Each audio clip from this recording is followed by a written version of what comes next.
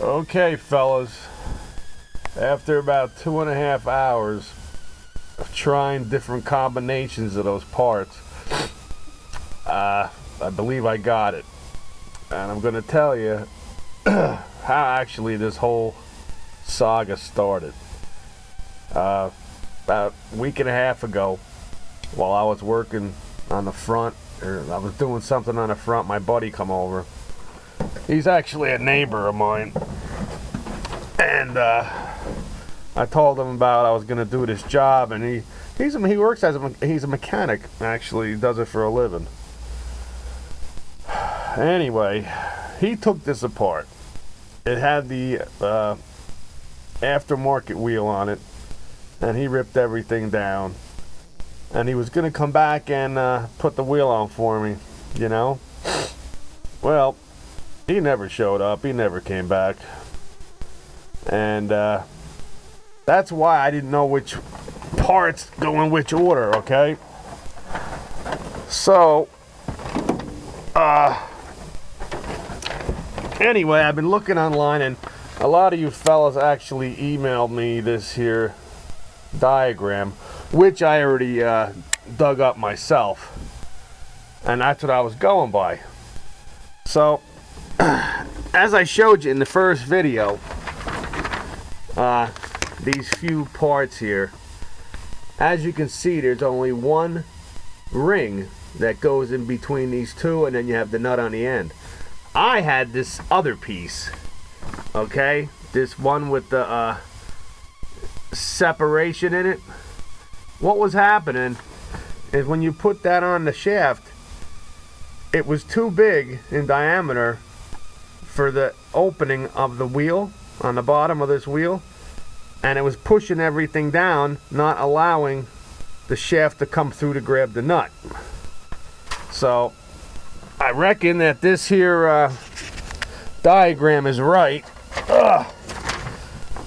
As you can see, it only does have the one ring shown, and I was trying to get the two of them in there because I thought that it came off there. So, lesson learned: do it yourself from start to finish. Don't let nobody else tinker with your shit. This is what happens. So finally I got this to seat down. As you can see, there's very minimal gap between there, and I was able to take this nut all the way down in order to grab the knurled end, you know, on the shaft. So that's it. That's the way it's supposed to be. As you know, I was also having trouble with this here lock, you know, with the key release. I got that working. The only thing that I didn't seem to achieve in all of this was the wheel locking.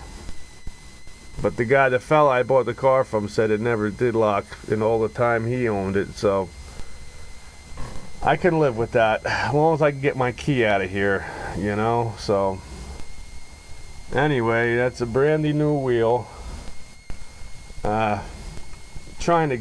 These bolts back here are a pain in the ass, and trying to get this shroud tight. I got them somewhat. I'm gonna have to have the wife climb under there and finagle with those a little bit more. 2.5 hours of this and I'm toast.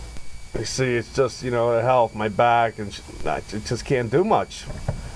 It's a real drag. So anyway, I want to thank everybody for their input on this.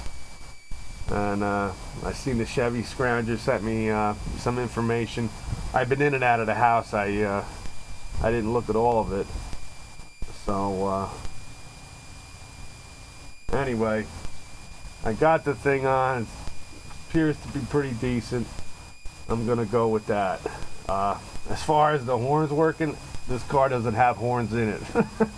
I have to still buy horns and run the wiring for it, so that's down the road a piece.